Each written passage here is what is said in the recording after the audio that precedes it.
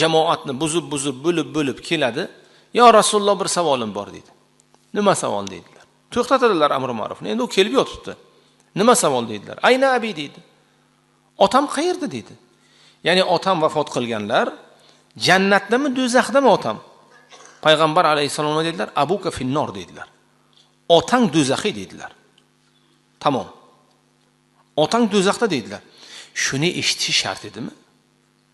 Shuncha odam uning otasining do'zaxi bo'lganlarini eshitishi shart edimi? Walau sabaru hatta takhruja ilayhim. Kelib bir o'zi jumadan keyin munosib vaqt topib so'rasa bo'lardi. Otam qayerda? Otang do'zaxda. Ko'proq istig'for aytgin deb o'zlariga aytsa bo'lardi.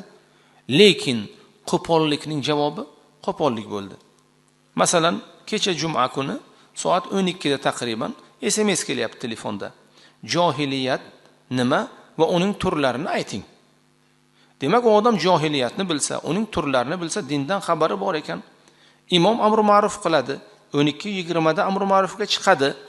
O'sha payt ham savol beriladimi? Javob nima bo'ldi? Johiliyat, nodonlik. Juma paytida imomga savol berish johiliyatning ko'rinishlaridan bir ko'rinish. Tamom. Shu gap zarur edimi? Walau sabaru hatta takhruja ilayhim lakana khayran lahum. Agar sabr qilganlarida edi, ular uchun yaxshi bo'lardi. Batafsil javob olardilar, tarsaki bo'lmasdi.